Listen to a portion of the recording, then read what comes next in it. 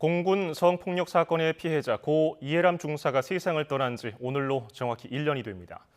유족들은 제대로 된 진상규명과 책임자 처벌이 안 됐다며 여전히 장례를 미루고 있는 가운데 특검 수사를 통해서 진실이 밝혀지고 책임자 처벌이 이루어지길 기대하고 있습니다. 정현우 기자입니다. 진실이 밝혀지기 전까진 딸을 보낼 수 없다며 장례를 미뤄온 가족들. 공군 성폭력 사건 피해자 고 이해람 중사의 장례는 그렇게 1년 동안 치러지지 않았습니다. 대신 가족들은 사망 1주기를 하루 앞두고 추모식을 진행했습니다. 가족들은 1년 전 차려지고 그 뒤로부터 계속 지키고 있던 이곳 장례식장 빈소에서 1주기 추모 행사를 진행했습니다. 이 중사의 아버지는 딸이 극단적 선택을 해야 했던 억울한 사연의 전모를 여태껏 밝혀내지 못한 못난 아비라며 눈물을 쏟아내고 너를 잃고 생의 모든 것이 무너진 폐허 속에서 험한 세파와 맞서가며 너의 염려 덕분에 잘 있단다. 어머니도 차디찬 영안실에 있는 아이를 이젠 보내주고 싶다며 도움을 호소했습니다. 저렇게 누워있는 모습을 밤마다 제가 상상을 해요. 우리 아이에서 하루빨리 이제는 우리 아이가 있어야 할 곳에 있을 수 있도록 이렇게 좀 많이 도와주셨으면.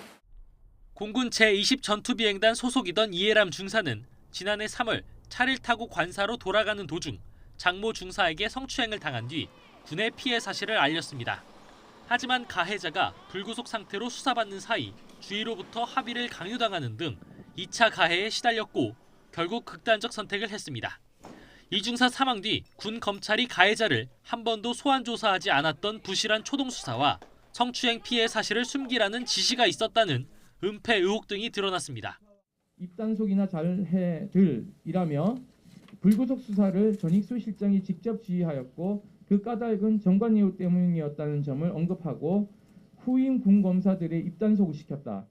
하지만 성추행 가해자만 징역 9년을 선고받았을 뿐 초동 수사를 부실하게 한 군 경찰과 검찰은 물론 2차 가해 혐의자들도 대부분 증거 불충분으로 불기소 처분을 받았습니다.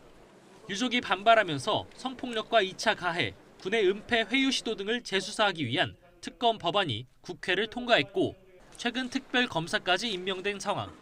성폭력 사건이 생겼을 때 바로 해결되고 빨리 끝나고 가해자 처벌되고 예람이는 살 수 있는 그런 기간이 있었습니다. 우리 예람이의 명예를 찾고 젊은이들이 앞으로 이런 일이 생기지 않아야 되겠다는 말을. 유족들은 특검 수사를 통해 성추행 사실을 신고한 딸을 좌절케 한 군 수사 당국에 제대로 된 책임을 물을 수 있길 바라고 있습니다. YTN 정현우입니다.